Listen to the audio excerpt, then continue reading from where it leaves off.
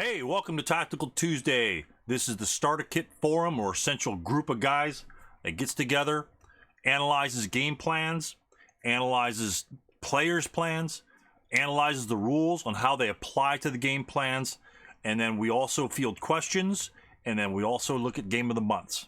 Everyone plays game of the month. We go over all the games and we learn from each other. That's what Tactical Tuesday is all about. Learning from each other, learning from the games, and applying what rules we know. It's application of the rules. None of this is going to be in the rule book. All the rules are simply in your rule book. Highlight them and go on with this. What we're not about is teaching the basics of starter kit. We're not going to teach you what range is. We're not going to teach you what your morale level number might be. We're not going to teach you how to use Vassal. None of that is the realm of Tactical Tuesday. That's what you should know already as a player.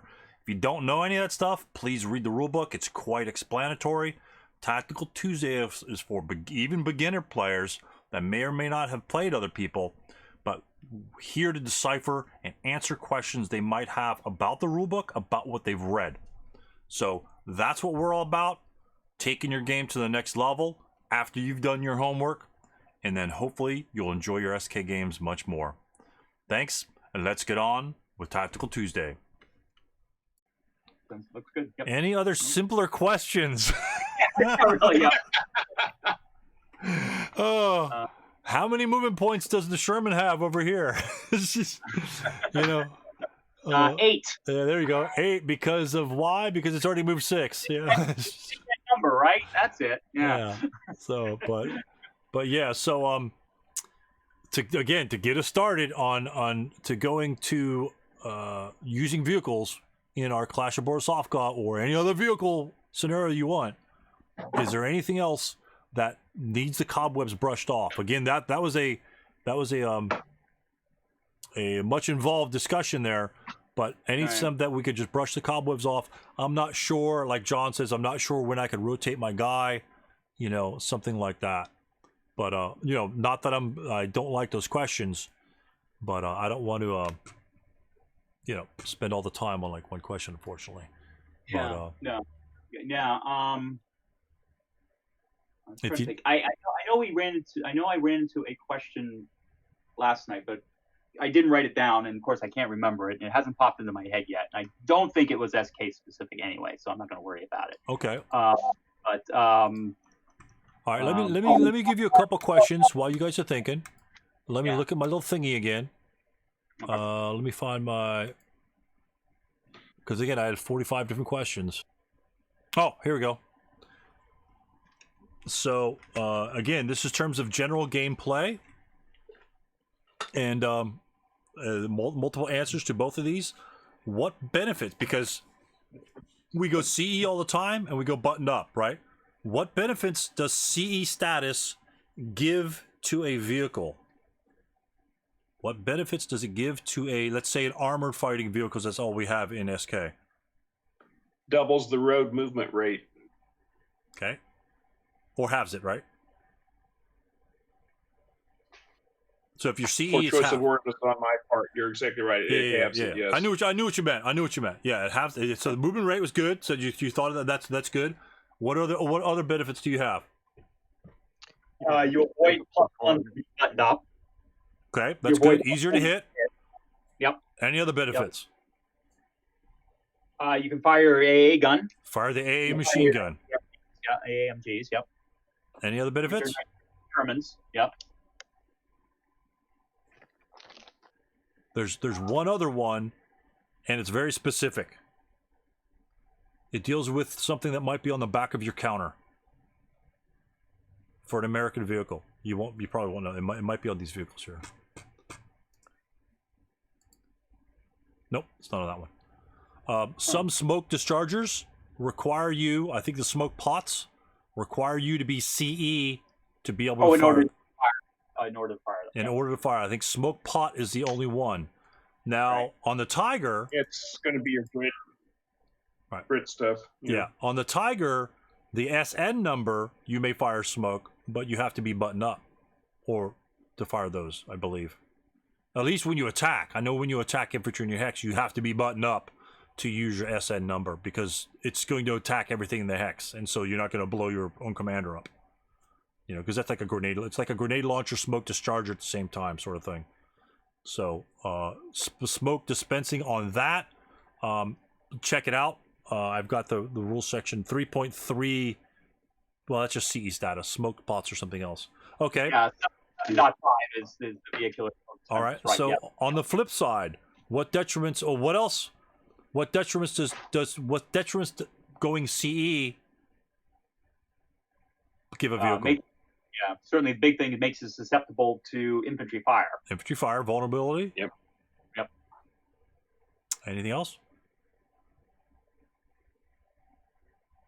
They're not necessarily obscure, but they're kind of something you may not do very often.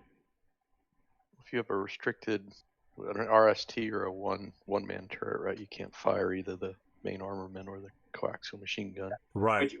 Which everybody forgets with T-34s. Absolutely. That's a big one. Your RSTs and your one-man turrets. Now, mind you, there's some wonky vehicles out there that you can be CE and change your coaxial machine gun to be an AA, but that's like freaking French in 1939 on the 3rd day of August or something like that rule. Yeah, the old Renault 35. Yeah. So you've got that. What other detriments does a CE status give you for a vehicle? It has to do with moving. What can't you do when you're CE in an AFV? Move into a building? You can't move into a building. Now you may, after entering the building when button up, you may become CE. You just can't enter the building while you CE. You can exit it while you're CE, but you can't enter it. Oh, yeah. So, and remember, how often can you, when can you change CE and button up status? And how often? You may change it once during the movement phase, and you may change it once in the advanced phase. Okay. So you got one way or the other. So if you pop open at the beginning of your movement phase and you drive around, you're going to get shot. And you can't enter a building. Right? If that was your plan, you can't pop back down. Now, of course, if someone shoots you and you get caused shocked or pinned or whatever, you button up if you're a closed-stop vehicle. So that's beside the point. But voluntarily, you go once, and then the movement phase, you probably pop open the movement phase, and the advanced phase, you might want to pop down, or vice versa. So it's once you can alternate between them, and you can get it all done in one turn. You can go up and down in one turn, but they have to be different phases, which essentially allows your opponent to be able to shoot at you, or not shoot at you. Well, yeah, he'll be able to shoot at you because if you go up in your advanced phase, he'll be able to shoot you in the prep fire phase, his prep fire phase. Yeah, there's that bad boy right there. Now, there's a very close distinction between these two vehicles here. Between the T-34 and the Tiger. The thick line is sometimes difficult to perceive if there's not another vehicle of the other type in the game. So if you've got like this right here, this circle tank, it looks pretty thick to me. Most circle tanks are kind of thin like that. You'll see other tanks that are thinner. But there's a minor distinction. If there's any sort of thickness applied to that thing, then it's a restricted slow traverse tank. And where can we find that information out, which is the #1 rule of using armor? Chapter H, but in our case, it's the vehicular rule section or something like that. When you have vehicles in your OB, both sides, flip to the back. It's a small rule book. You don't have 400 pages of Chapter H. Just look at the notes of the vehicle, and sometimes, like this vehicle right here, the 75, that star says something's going on with that thing. That star means something's going on with that because it's not after the 75, it's before it, which means you need to look me up. Yep. You need to look me up. And sometimes, like the CS, the red CS on the back, what does that mean, gentlemen? Does that mean it's survival? Okay. What is that? What does the red signify on that counter? Well, that's a large target. No. On the crew survival number.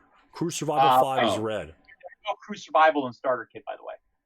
Right, but what for the ASL guys? What would that normally mean? Again, this is just another Example of reading the thing.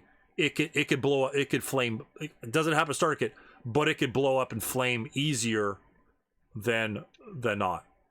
Okay. Yeah. It's slightly easier. It has to be less than half the kill number to blow up and fire. This is equal to the kill number it will fire. It won't happen in SK, but in ASL, for those of you that play between the two or whatever, that makes a difference. And to me, red that throws up a flag. You know, red CS5, what the hell does that mean? A star in front of the 75, what the hell does that mean? Vehicle notes, always go to your vehicle notes. Always go to your, even on your guns. Guns won't have as much weird stuff, but every once in a while, you'll have a gun that will pop up and will have some wonky rule applied to it. Okay, so for those who haven't played much Starter Kit 4, yes, the Japanese, you have to read that mortar rule carefully. Yeah, the mortar's huge. So and like the 20 millimeter down here, the bottom left corner. Look at the show info. Although it doesn't, I don't think this vehicle will ever be in Starter Kit, because the little circle with an R that applies a different rules section. Now again, you never know with regards to the Chinese and the other nationality and the other kits that they're going to bring out for Starter Kit. They may start applying the radioless AFVs. They may have limitations for that later on.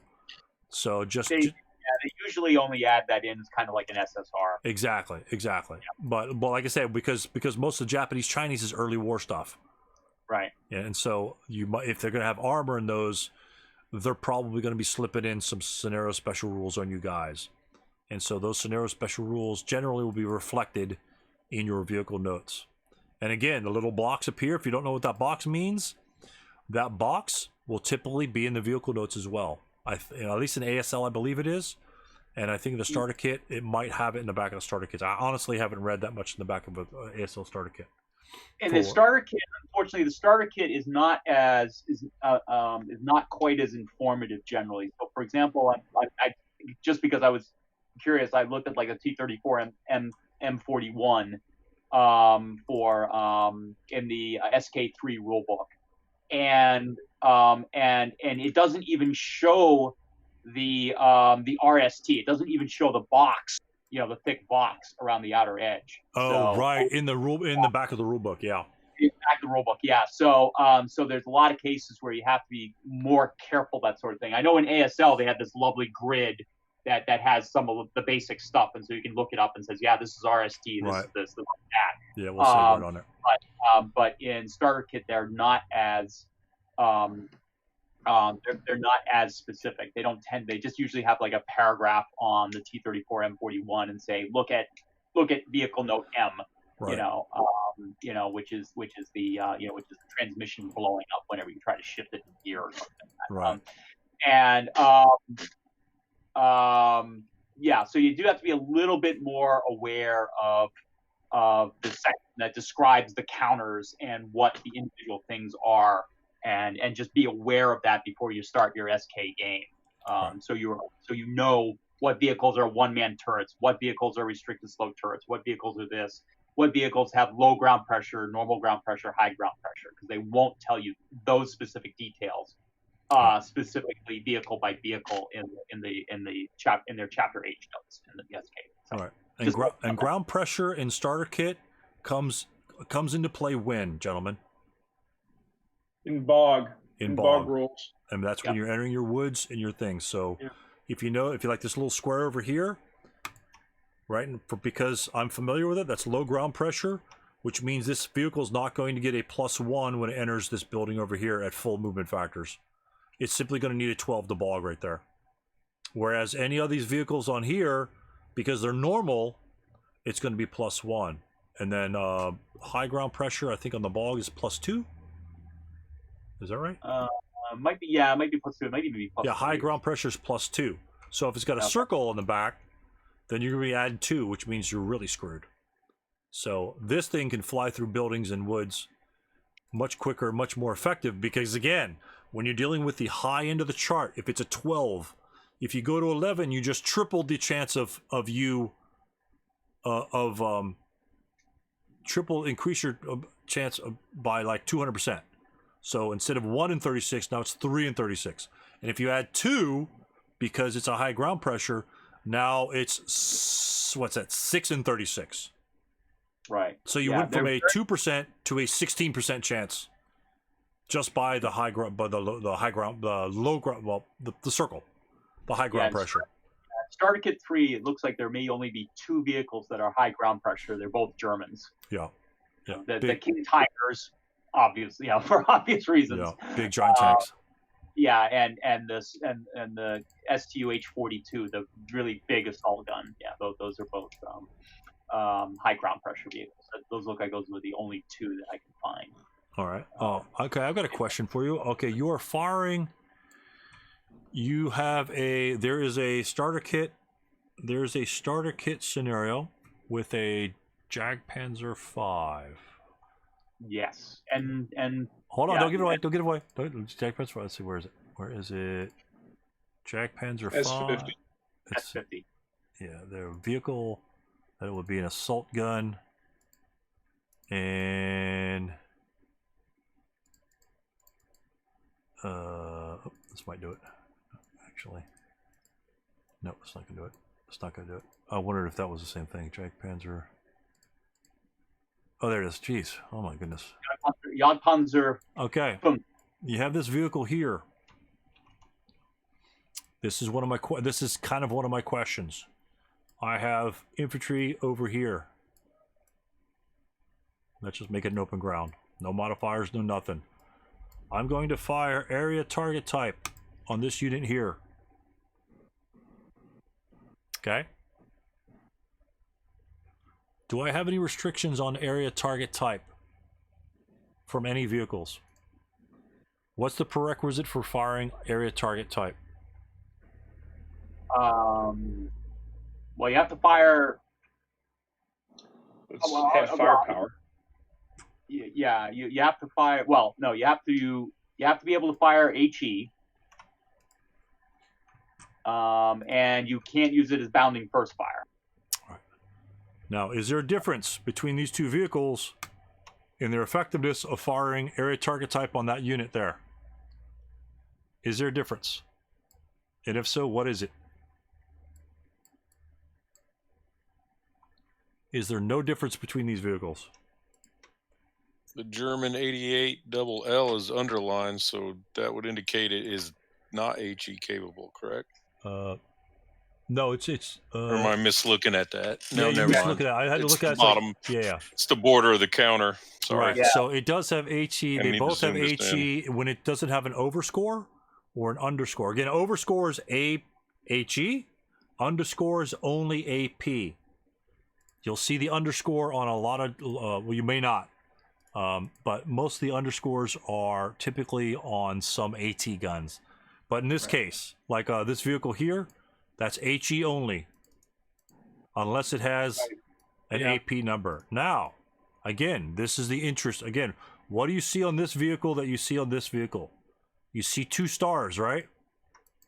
Which means vehicle notes, because when you play this game, you must do vehicle notes. Now look on the back of the Jagdpanzer 5. What do you see on that vehicle? HE depletion number of 7. HE depletion number of 7. When you fire area target type, you must apply that depletion number to your attack. So if you roll an 8, even though you are an 88, bunker busting or a tank busting tank, an 88 with a dice roll of 8 to hit means you do not fire on that hex because you just ran out of ammo. Ran out of HE, yeah. Yeah, ran out of HE ammo. So therefore, area target type is no longer applicable for that vehicle. Now the Sherman, which I hipped. Dude, it's freezing out there. I've got my heater. You've got the door still open. Oh, I'm sorry. Thank you. Now the Sherman does not have such a limitation. So therefore, the importance of looking at your vehicles and reading the vehicle notes is huge, especially in the vehicle that I noticed a couple players were playing with the Jagdpanzer 5s. If you're firing area target type, or if you're firing just direct fire on infantry, if you're firing HE, if you expect it to be 16 chart, I think 88 16 chart, Think again. You got HE depletion on the back. Always read the notes. Okay. Always read the notes. There are some vehicles that have an AP depletion number. I'm not sure where they are. I think there's one in. I think in early battles. Yeah, the KV2. I think the KV2 has an AP number. Yeah, I think the KV2 has an AP number. So therefore, you have a depletion of armor-piercing rounds.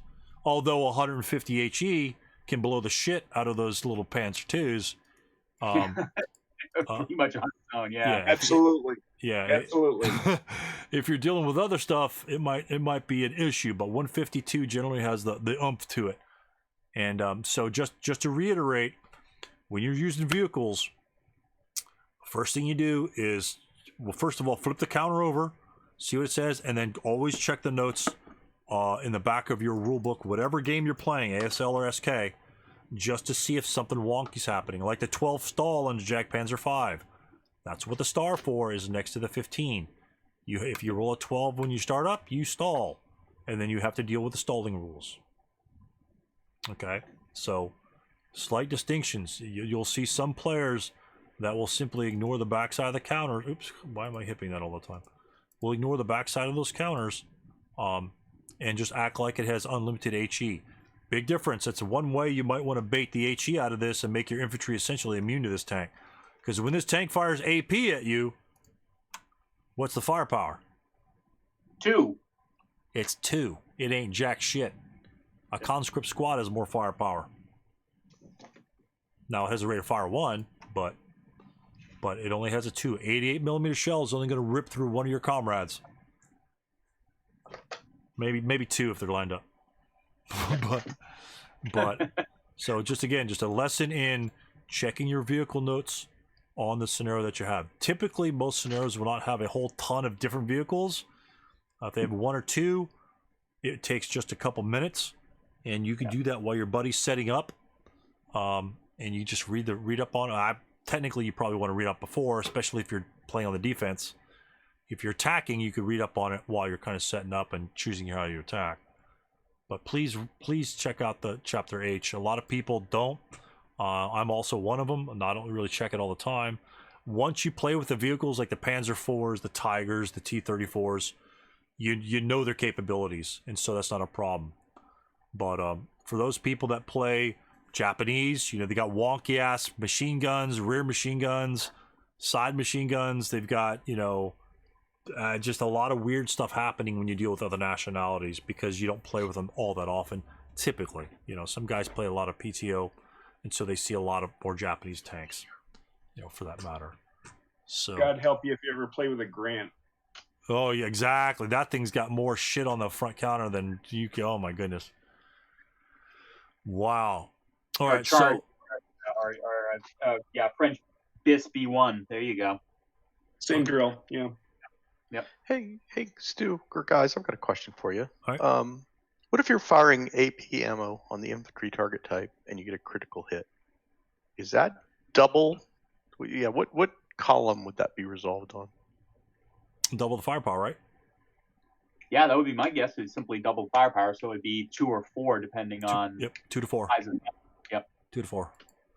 Okay, so you wouldn't go back to just the normal gun size and double that. No, it'd be. So in other words. Yeah. Okay.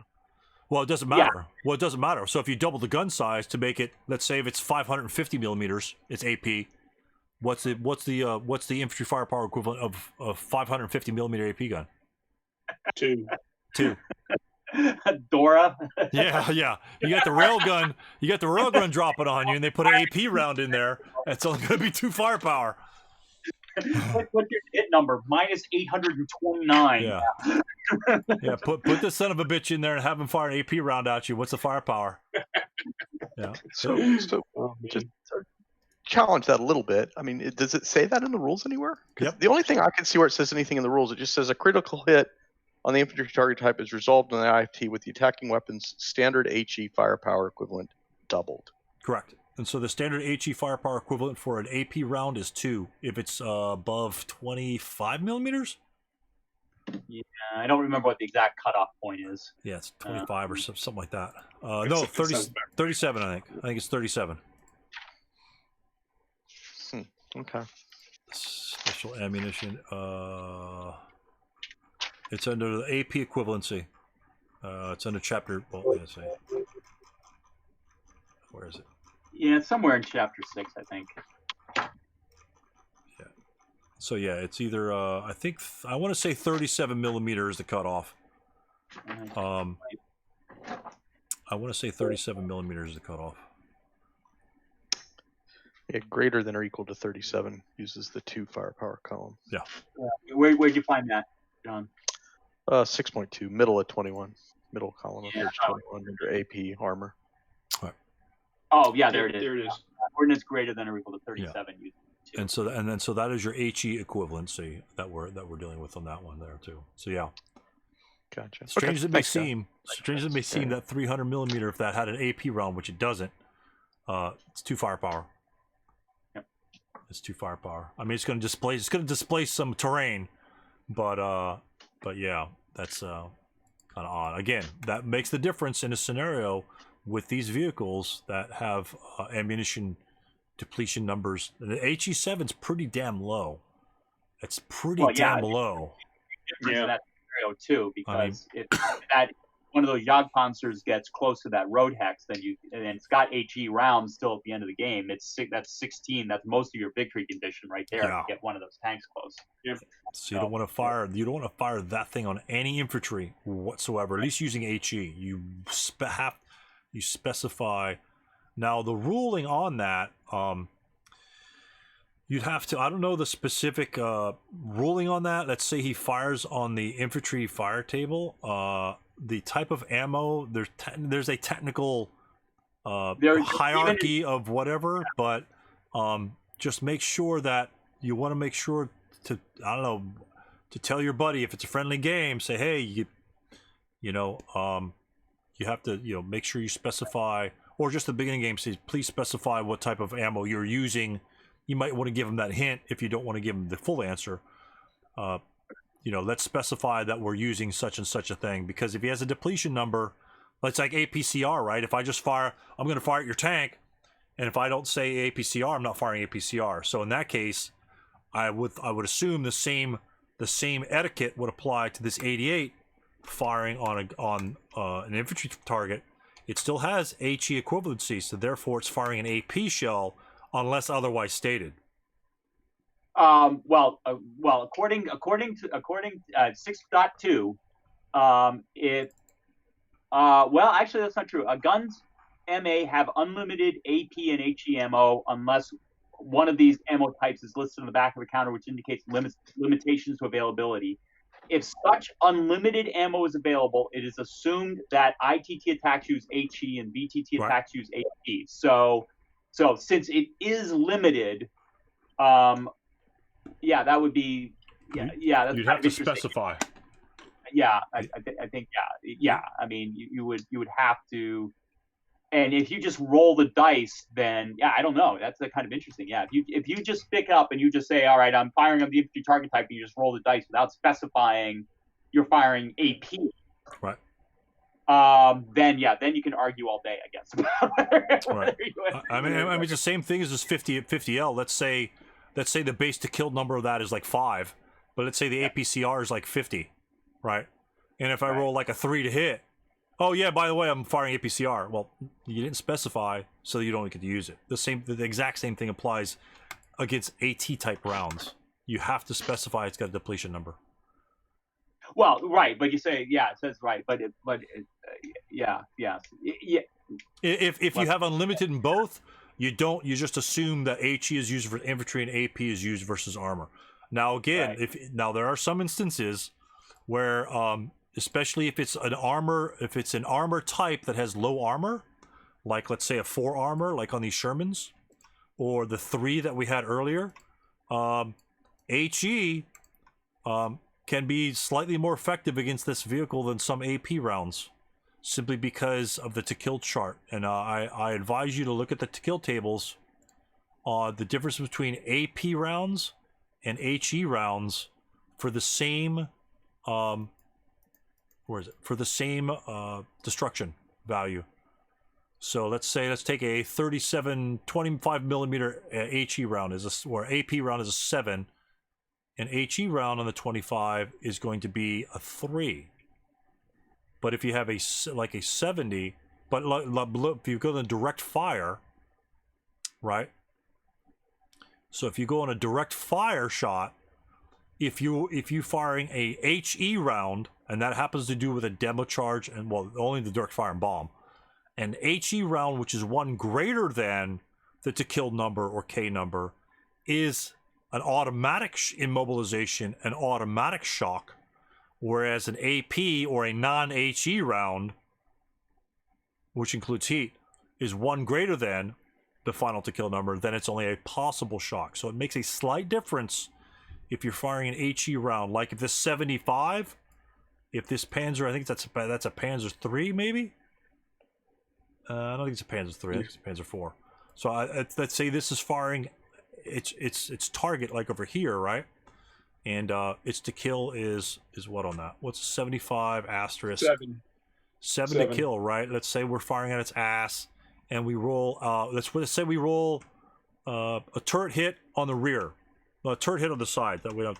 So turret hit on the side would need what to kill? What is the to kill number on that one? Turret hit on the side. Turret hit. Side. Need a 5. On the side?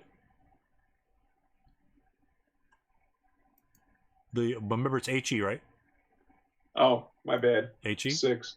Yeah. So right, because a turret hit would lower it by 1, right? So that would be a 1 armor for that vehicle from our pan. I think it's, like I said, I think it's a Panzer 4. So it would need a base 7 to kill, and then +1 for the armor. And we're not going to concern range with it. We're just going to say it's over here. And then what we have is, let's say we roll a 7 versus an AP round. If we roll a 7, which is 1 above what we need to destroy that vehicle, then it will automatically shock or immobilize the vehicle depending on where we hit it. Automatically.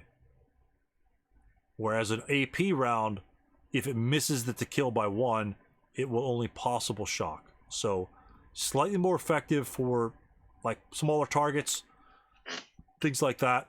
Obviously the big guns with the big to kill numbers, it's really not that much of an issue.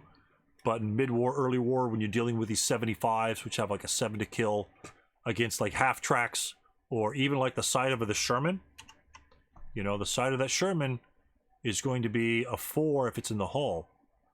So a 1 above, you know, our to kill at that point, God, I wish this thing, our to kill at that point would be a 3. So if we roll a 4, which gives us 4 more chances to actually have an effect, it will be the same as if it was exactly what you need to hit. So it sort of doubles that column. Instead of being exactly what you need to kill, only being immobilization or shock, if you exceed it by 1 for HE ammo, it's the same effect. So it's a little bit more effective because it's going to hit the side of that tank and just the shock and the explosion factor, whereas the AP rounds typically going to just penetrate straight through and maybe hit something, you know. The high explosive round, if it goes through or if it just blows up on the side, it's going to shatter the metal on the interior, which causes slightly more damage, and so on and so forth. That's where that effect comes through, is what I understand. Yes. So, right, yeah. But the possible, again, that could be a big difference, gentlemen. And so don't dismiss your HE guns when firing at enemy vehicles, because, again, that's essentially one better chance. Essentially, that's like a 1 penetration factor in terms of immobilization and shock. And if I immobilize this tank or shock it, then guess what? My infantry are going to jump it if I need to kill it. Or you just ignore it and you go on about your business. So, again, please read and peruse that AFE destruction table. It looks small, looks innocuous. Read it. Read all the little stupid things on it. The E, C, D, F, whatever. And read all the little factors. Even in the Vassal thing, some of those don't apply. You don't have to worry about it. But look at the one definitely in the starter kit, because pretty much it's identical.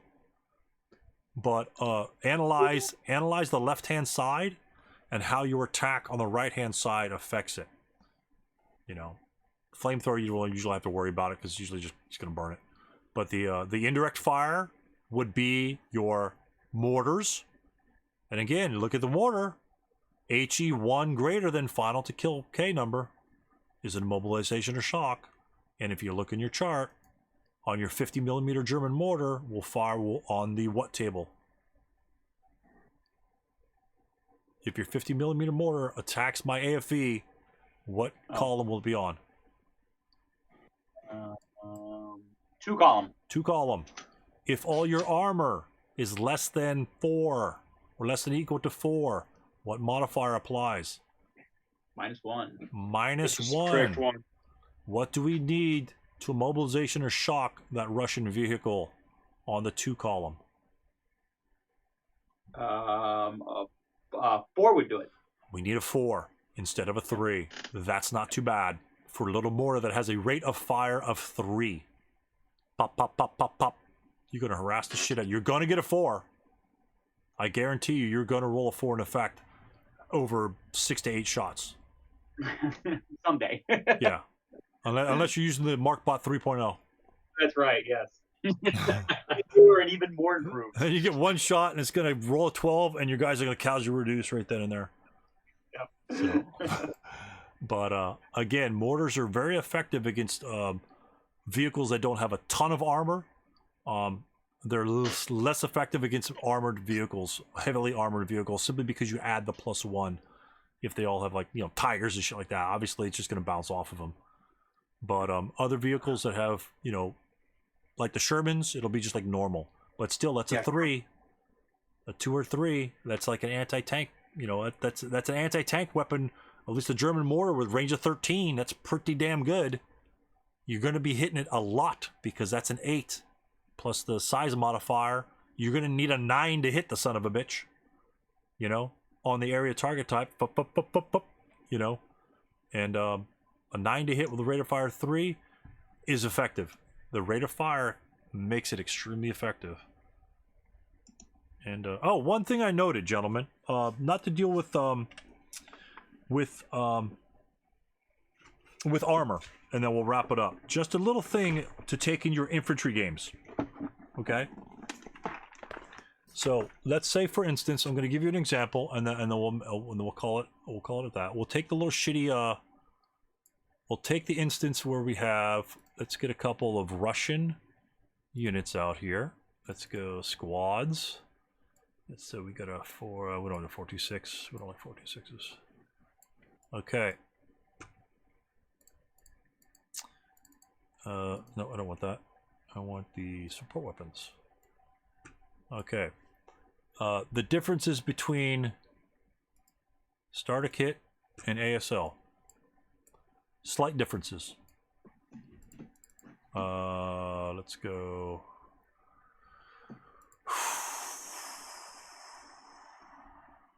I'm trying to think. 2. Okay, we're firing on German units, right? 2, 3, 6. All right, let's fire at a range of. Let's clone one more. It may not be exactly clear, but hopefully I'll be able to. Holy crap! Oh, that's the ghosting bug thing. See, there you go. All right, we're gonna fire on this guy over here. He's running over here. These guys down here in the bottom. Let me move them over to the yep. Let me just get rid of all this crap right here.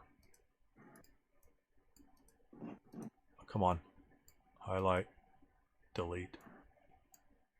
There we go. Move that crap up. We're firing on the 447 here. It's moving. It's jumping over here. And you've got, I'm not sure why the LMG switch positions, but the LMGs are being possessed by these units, which are not moving. So I'm going to try and hopefully, because it happens every once in a while. Let's say you want to fire on this unit, and I'm just going to say for, let's see, 4, 8, 12, 4, 12, 13, 16. Oh yeah, we'll take it. We'll take it in this example here.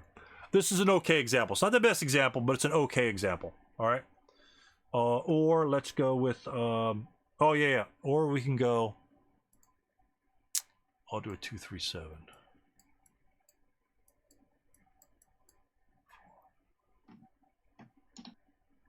Okay. So this is the example. Hopefully this will get my point across. It may or may not. We're firing on this unit with these. What are you going to fire and why? Let's say it's a range of 3. We're going to give you a range of 3. What Gonna would fire the you squad. Gonna fire the half squad because you won't break the half squad.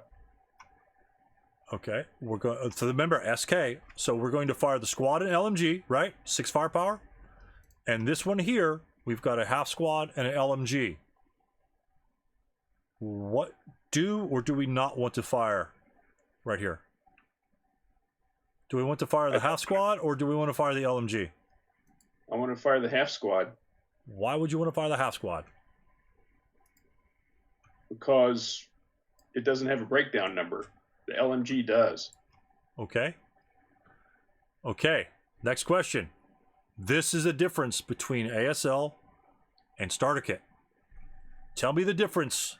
Well, you may not know. When you roll, let's say you don't fire the LMG and you roll an 11. What happens? The one LMG breaks. Correct. This one will break. Yep. If you fired the LMG and the 447 and you roll an 11, what happens? Only a starter kit, only one of the LMGs malfunctions. Only one, right? In ASL, there's a possibility that both of them malfunction. Okay, so this is a very key difference that can be missed, especially ASLers coming into your starter kit game. You'll see them not using the LMG. Why would I want to fire the LMG over the half squad? The LMG has rate of fire. The LMG has rate of fire. When he moves this way, and let's say you roll a 7, a 1, and a 6. If you fired one LMG and he moved here, what would the attack be? He moved one more hex. He fired here, and you got no effect, or he rolled his 3-level morale check, or whatever 7 is, or whatever the rate of fire is. It's a 2, and then let's say you've got another German right here. You got a broken unit right here. This guy's broken. Now both squads. Now the squads have first fired. So if they want to fire again, then they're at half. Then the squad is at half firepower. So that would be 4. Probably 4, because assuming that only one of the LMGs fired, then and the half squad fired, then the half squad's also first fired, right? And so it's not going to add anything to the attack. So the most you can do is, but of course, if you fire the squad, subsequent first fire of the squad, then the LMG is final fired regardless. So right. Back up. You're going way ahead where we're going. But yes, you are correct. You are correct. The point I'm trying to make is you first fire the half squad, the squad, and the LMG of the squad, because you can't fire this half squad and the LMG at the same time. Please don't let your opponents do that. Yep. Okay. So you fired the LMG because you don't want to, quote, risk breaking the other one. But in SK, only one of them is going to break anyway. And just like Mark said, if you should happen to get rate of fire and you fire again, because these guys have fired and these guys are first fire, so they can't fire again because they're restricted by this guy, but the LMGs are not. Therefore, okay, yep, all right, yep. So okay. What is the difference? Okay. So instead of a 2, what do we have firing with our rate of fire? 4. 4. You just moved up a column. So you double your firepower with no risk whatsoever. Because if you roll rate of fire, right? If you're rolling 11, you're breaking it anyway. Whether you roll 1 or 2, you're breaking one of them. Right. But you're only breaking. Right. Yeah. Right. But if you roll a rate of fire, which is pretty much, not necessarily equivalent to roll an 11, but you could roll a 1. Actually, it's better that you're going to, possibly get a result. But your subsequent shots, because you selected to the LMG, is now going to be 4 - 2 instead of 2 - 2. And you may achieve rate of fire once again.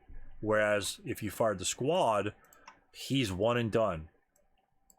So in the case where you have multiple weapons with multiple breakdowns of 11, and let's say you exceeded the value, and that's another thing. Let's say you've exceeded the firepower.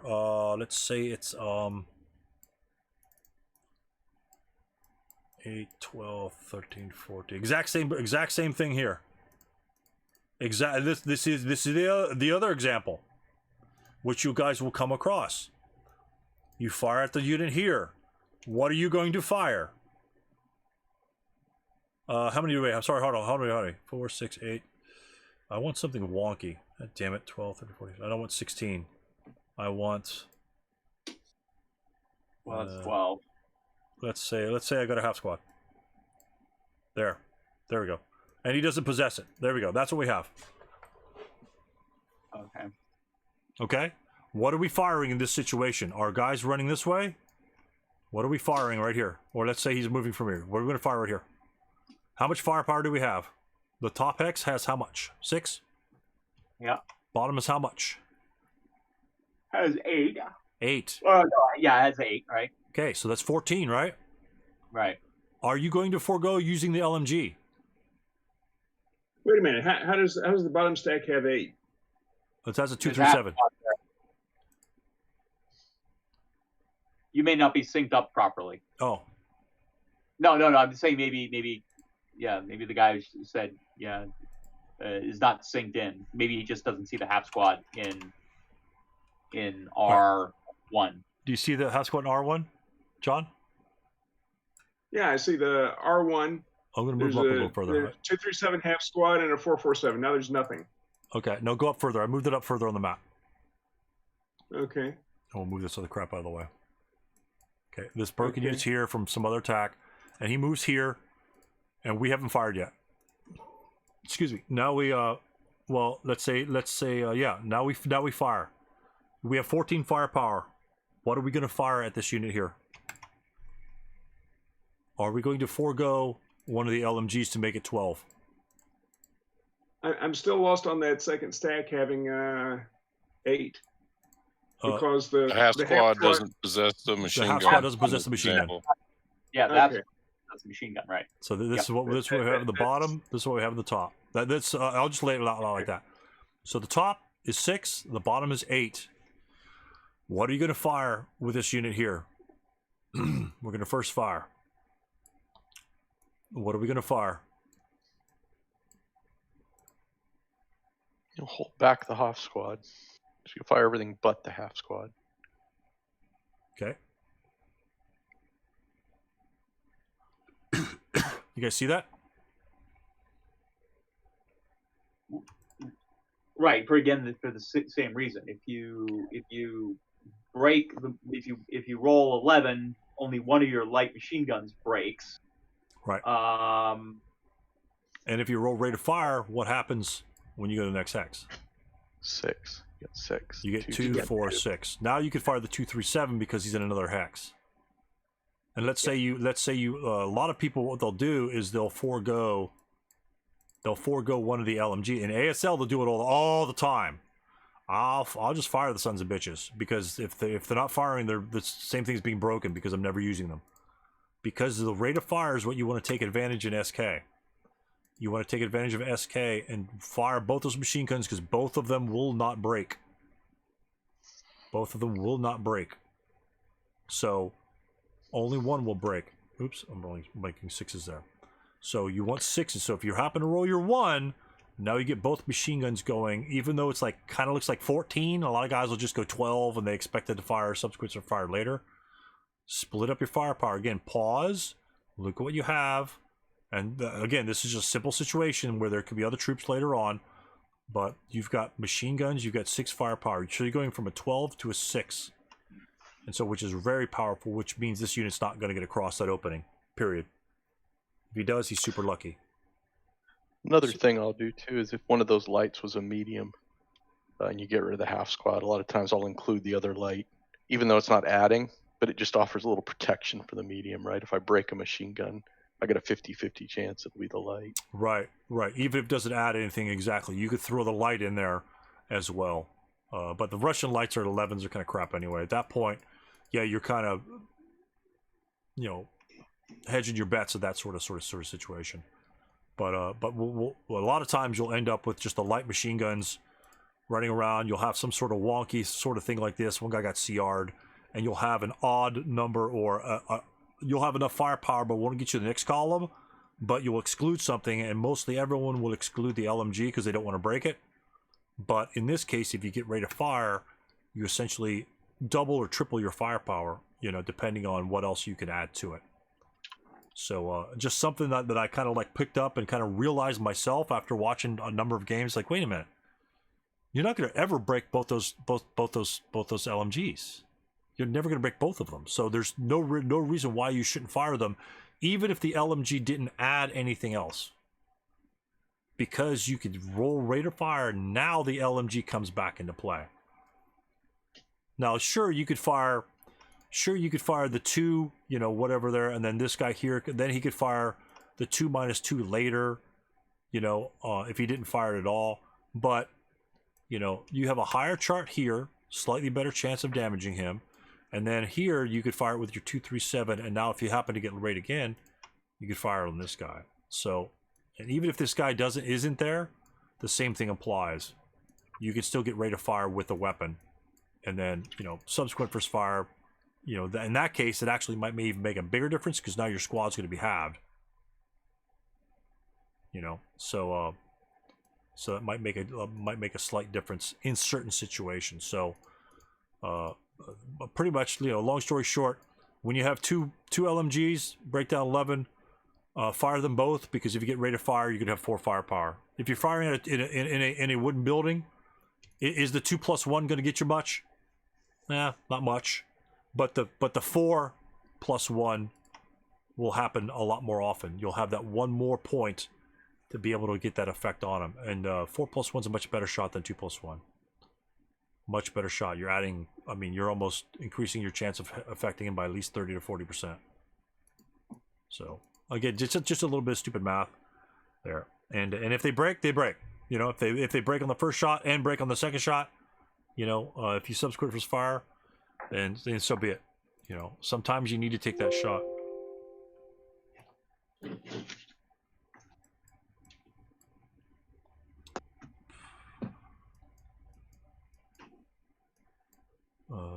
Some fire they have, not the second LMG. Oh, okay. All right.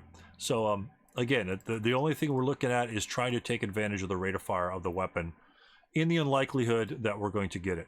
But sometimes it happens. Every once in a while. Luckily, my games lately, I've been getting rate of fires by light machine guns for some reason. But that never happens for me. It's like, hey, I'll just keep blasting away. So again, that's something pretty small, pretty stupid.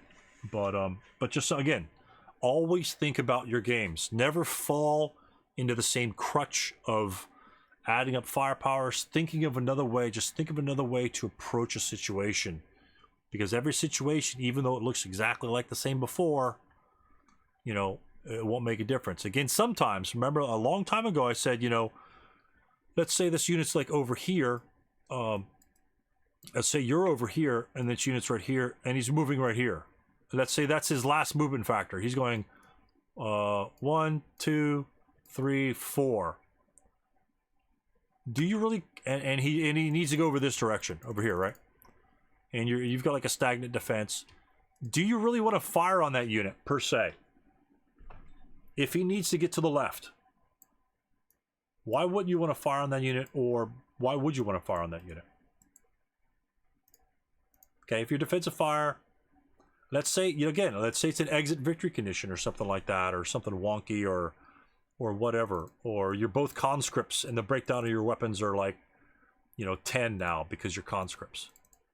You know, would you want to fire on this unit? Let's say he's got a single man counter over there somewhere. Where is he? Single man counter. He's got this guy over here. All right. That's sort of bullshit. Let's say he's over here. Let's say he moved over here. Would you want to fire on that unit per se? And let's say you don't plan to move from this location for whatever reason. Let's say he's got some sort of LMG somewhere over here. What reason why you wouldn't want to fire on this unit if he needs to get to the left? And this is his last movement factor. He started here. He went 1, 2, 3, 4. Now he's done moving. Do you necessarily want to fire on him, and why wouldn't you? Well, you might hold your fire, because if you break him, he'll just keep routing in the direction he wants to go. Yep, routing forward, gentlemen. You just gave him a full movement phase worth of free movement. Especially if you're not going to be moving that direction. Let's say he's got an MMG over here that's going to cover that route.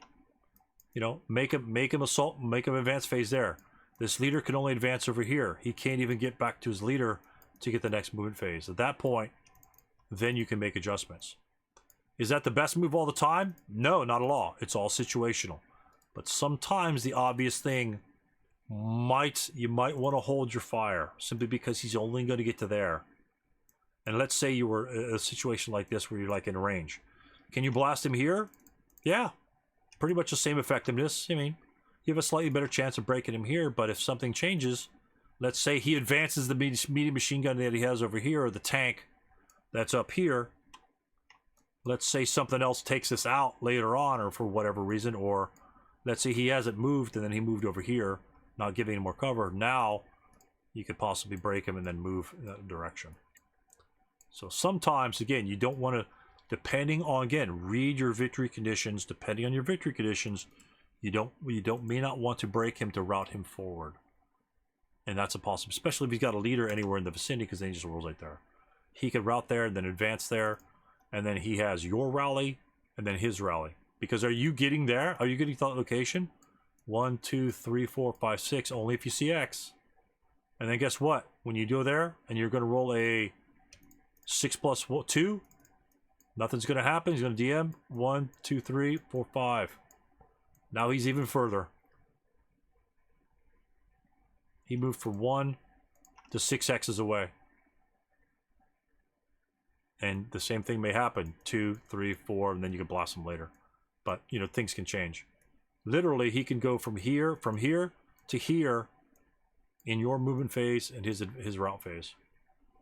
Something to think about, because if he's way over here and you want to defend this area for whatever reason, and let's say he can get to that AT gun that John like attacked or something like that or whatever, if his objective is over here for whatever reason, if he wants to flank you to stop you from routing, don't give him the free move. It will take him a couple turns to get there, right? But sometimes if he has that time, that could happen. Again, that's kind of the homework I gave to you on the Legio Patria Nostra. Follow one broken unit in the game and see if it made a difference when that unit routed back or didn't self-rally, or if you chose a different self-rally or something like that. Choose one unit, make him, rally for him, act like you're the player, rally that unit instead of some other unit, and see what difference it could have made in that game. And things like this, that's where you can say the hypothetical what ifs. If you have an 8 morale and it's going to be your rally phase, no DM, you're probably going to rally. Now he's active instead of rallying some other unit that may be like way in the back or up in the front near a building that you don't need to secure because it's already secured. Rally the other guy or something like that. And that's just, again, just looking back at your logs and analyzing your log files and seeing how that one unit, I don't know if you guys have done that, but I followed one guy that happened not to do a damn thing. So that was my little example. And then I followed a different guy. But again, it may not make a difference all the time, but hey, that one or two times you can make a difference. And nothing's better. Nothing is better than using the 6+1 leader or a half squad or some bullshit like that. That's in +5 LOS, and these guys break. If these guys break in this location and the Germans attacking from the top, going down here, where's he routing to? He's going left and right. He's not going back. Let's say if there were terrain back here that he could route, he's not coming back. He can only go left or right. And guess what? Those are all interdiction. Let's say if there's a building over here, something like that. You know, he has to split. And then, you know, if you triangulate on him, if you have like a Baroque unit here and, you know, a guy down here +4 hindrance, where's he going then? He's not going anywhere. He's going, I mean, you could really screw him. Something like this. They're not good, they just die. So, worthless unit? Not at all. 8 movement factors. 8 movement factor route cutter. Let's do 6+1. 8 movement factors. And can we get there 1 turn? 1, 2.5, 3, 4, 5, 6, 7, 8. From here to here, 1 movement factor. Are you gonna fire on him? Probably not. You know, the 6+1, you don't give a shit. But if he gets to here, he's immune to your fire. And he's going to cut all your route paths, and you die when you break. Just again, the 6+1 leaders, use them. Use them when you can. Even if you're 7-0's ELR, don't get mad. Get happy. Because now you know that's even less likely for your enemy to fire at that guy. Because he's just a nobody. Try to move him first. If anything, he's going to bait out a shot, even if he does get shot at. He'll bait out some shot, which will make some guy first fired that you can take advantage of. Again, it's kind of off the armor thing, but that's always an important point to make, to drive home. I'm never going to not talk about using shitty units to destroy other units. You can have 6 squads in these hexes. When they break and he's behind you, they all die. Why do they die? Because of Stu back here, or whoever. They all die because of this 6+1 worthless unit, instead of routing back here.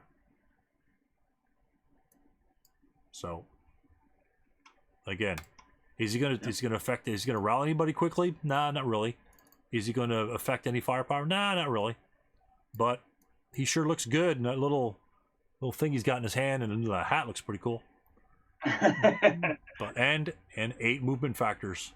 8 movement factors is very far. 9 hexes on a road. Yep. 9 hexes on a road. That is like a board. That is like a full board. If he's on the top map, put him to the top map. He's an L9. Counter exhausting. 1, 2, 3, 4, 5, 6, 7, 8, 9. That's pretty stupid. That's pretty stupid.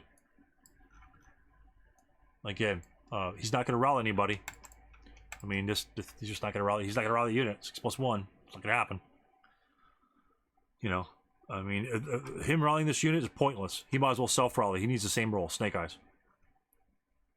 He needs the same role. So, use him for something else, some other purpose. Put an ATR in his hand. He'll go hunt vehicles.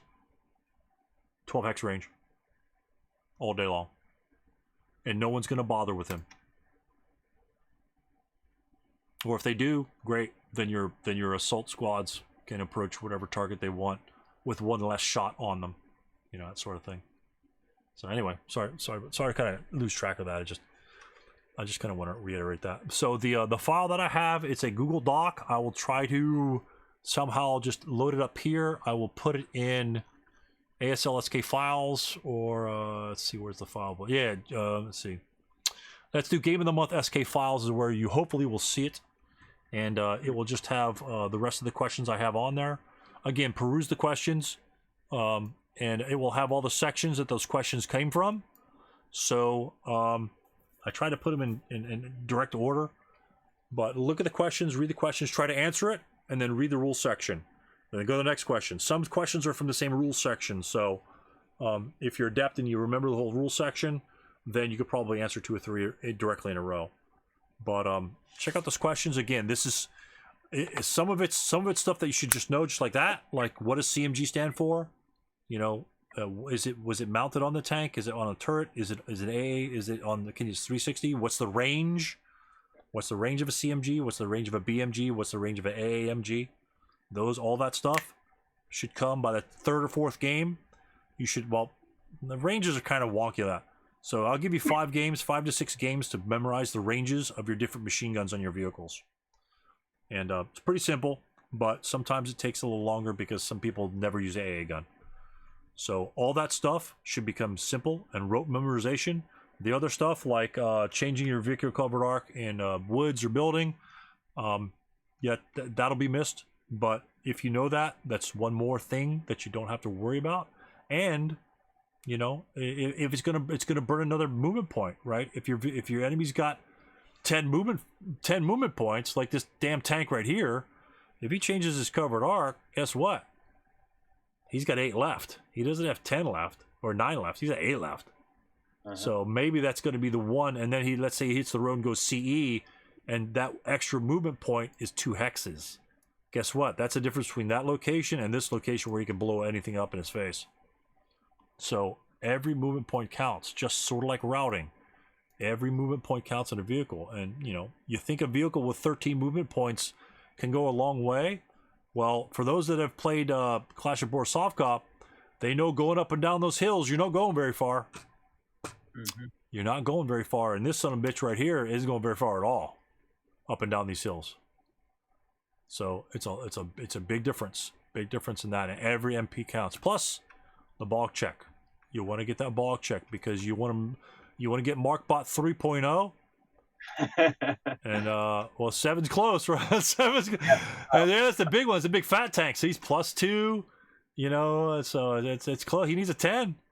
A 10 bogs that guy. And so that's something to think about. And every ball counts. And you know, make your opponent pass a personal morale check or personal task check when he fails that bulk check and he can't move that vehicle. He's going to be pissed. And what happens when that vehicle's bogged? What is it considered when you jump him in close combat? Is he considered immobile at that point? He is considered immobilized. Yeah. And what happens when you're immobilized in close combat? You can look at your charts. I have no problem with that. Yep. Another -1. -1. That's what your charts are for. Look over your charts. Feel free to always look over your charts, even in answers and answer questions. You know, what's the modifier for ambushing a vehicle? You know, whatever. That's what the charts are for. People have memorized them, but you don't need to. That's what a chart is for. You know, a dictionary is meant to teach you how to spell a word. If you know how to kind of know what it spells like, you look it up, and now you can look it up to how to spell it. You don't necessarily need to spell it correctly all the time. Close combat table, that's a nasty looking chart. It's got a lot of modifiers. Just look them up. When you're rolling through it, scan through them all the time. About the 30th or 40th time, you're sick of looking through it, and you'll memorize some of that stuff, and you'll realize, okay, half the shit on the bottom you don't even worry about. So, you know, and then essentially what it breaks down to is essentially with infantry close combat, you're looking at 4 or 5 modifiers maybe. You know, no one's going to be, you know, passengers, no, you know, especially the ASL one. You know, most of that stuff doesn't apply. So, one more question. This is just in close combat values since we did not cover it. Close combat values and vehicles are very different. We have, I'll just show for an example. Where's that Panzer IV? Give me that Panzer IV. Actually, I'm sorry, Stu. I'm going to have to bail out now. No worries. Quick thing I got to do before it gets too late. It is 11:30 here on the East Coast. So, good night, everyone. We'll see you all next Tuesday. But, good night, Mark. Yep.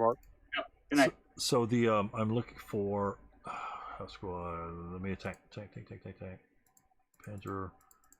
Where's Panzer IV? Medium tank. Here we go. This vehicle. And these squads here. Okay.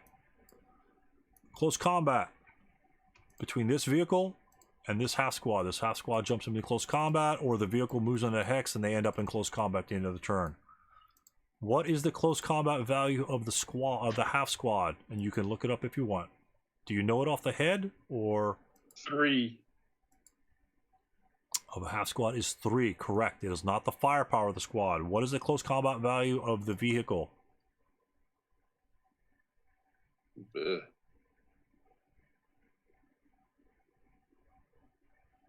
It's the firepower of the machine guns. It uses its machine guns in close Right. combat. Right. The bow machine guns. So what you would do is take the machine guns. I'm not sure about. I'm drawing a blank here. I just was reviewing it last night. Bow machine guns. Close combat. Do we add bow machine guns in close combat, gentlemen? That's a good question. I should know this. It's just been a long day. It's close. No, CMG. CMG and AAA. CMG and AAA machine gun. Okay, gotcha. Yeah. So, the ratio of attack would be what in this case? So the vehicle has a close combat value of what, and from the CMG. So it is 5, right? 5 to 3. 5 to 3. So it'd be 1 to 1. So it's a 1 to 1.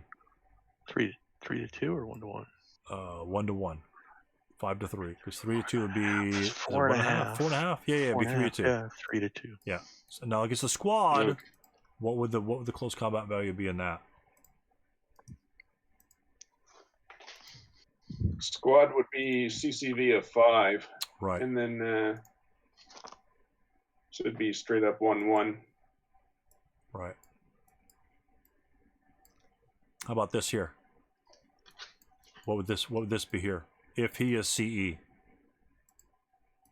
So that vehicle is CE. Okay, so he's got a AA machine gun in addition to his coax, and so that's going to be 7. So it'd be 7 to 3. So that would be 2 to 1. 2 to 1. 2 to 1.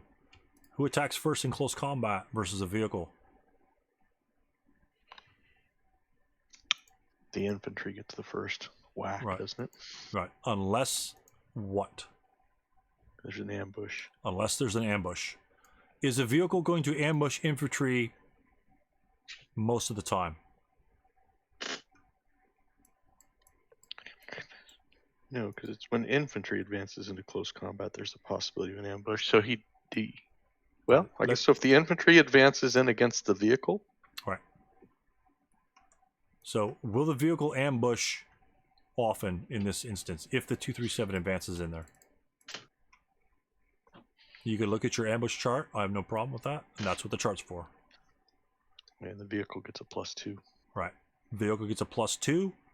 So the infantry, even a 237, has a good chance of ambushing that vehicle. So the 237, with a close combat of 3, if it ambushes the vehicle and he's CE, what would be our to kill number? So 3 for this half squad. We ambushed him, so that's -1, right? And then open top or CE closed top vehicle. So is there a modifier for that? -1. -1. So now we have a 5. So the half squad just went from a 3 to a to kill, right? Compared to if he wasn't CE, to a 5 if he advances into the hex with the vehicle. So now if the vehicle drives into the location of the squad or the half squad or whatever and stops there, is there an ambush roll? Tony already said it.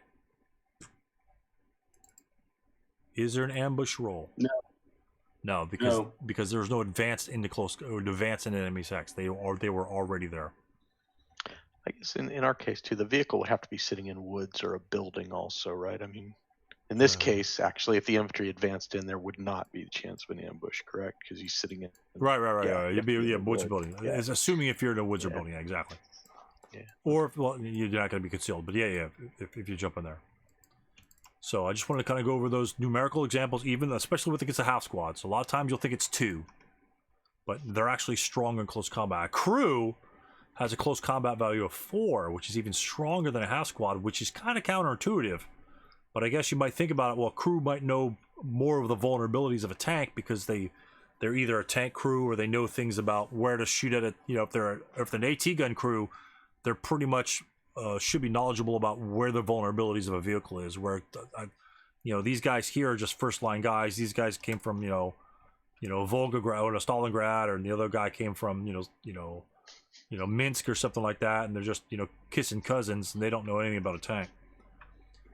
So the crews scored higher on their ASVAB, and they were able to get the better assignment. Exactly.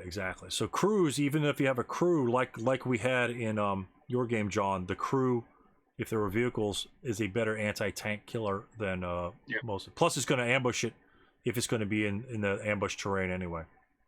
So don't discount your crews again as well. Again, just scan your charts when you guys are reading them. Every single time you close combat something, if it's obvious, just go over some of the modifiers that may or may not come up. There's not a lot in SK, so it's pretty easy to remember them. But that way you won't have you'll just learn them like the back of your hands.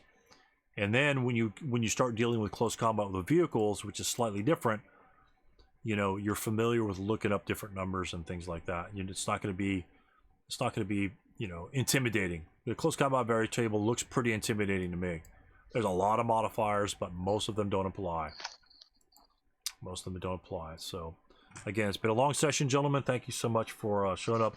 Again, I kind of went off on a tangent there for a little bit, but the infantry thing at the end.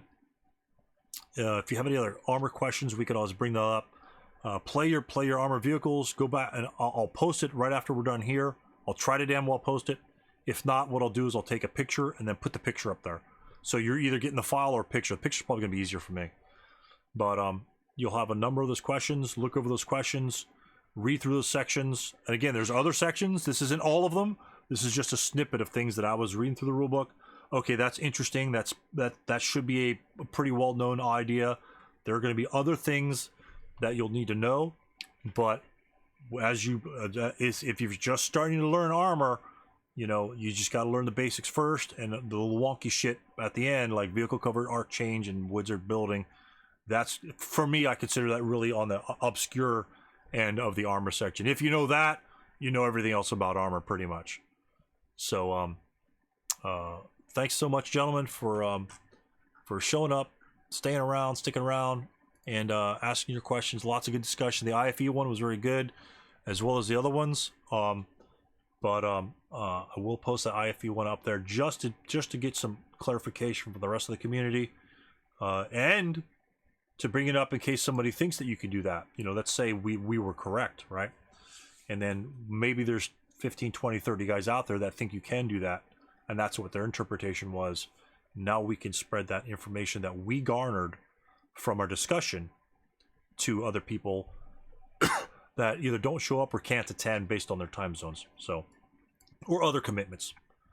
So again, you guys are great. You guys make this happen, and I don't know if it went exactly as I thought it would, but again, if you have any other questions, don't hesitate to ask. And if we need another session of just your guys' stuff, I mean, we had some questions here, player games, other questions will come up.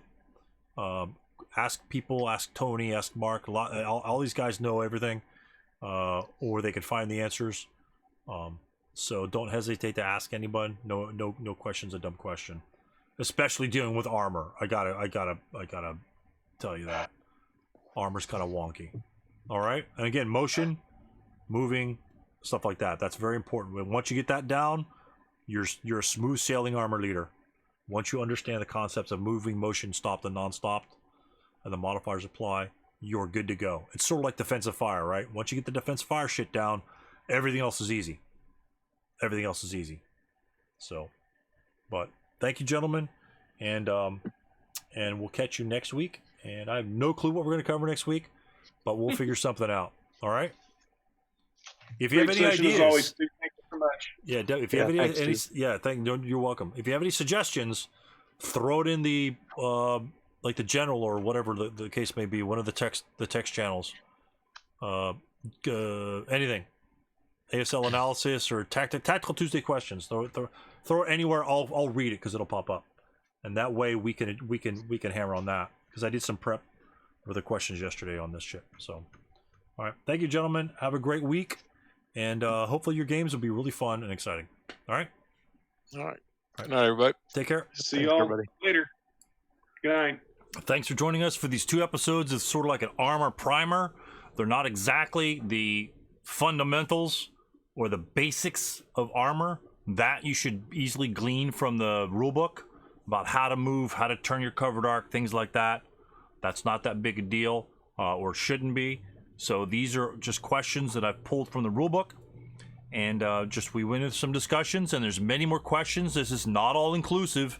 There's plenty more to learn about armor, but some of these questions that come up from the players and the participants and just from the rulebook that you'll see every once in a while can help clarify things that you normally wouldn't see otherwise. So join us next week. Maybe if you have some ideas, maybe we can go through some infantry. We'll definitely do one on the Japanese when the Japanese come around next month. So we'll be doing a Japanese primer as well. So stay tuned for that, and we'll catch you next time on Tactical Tuesday. Thanks a lot.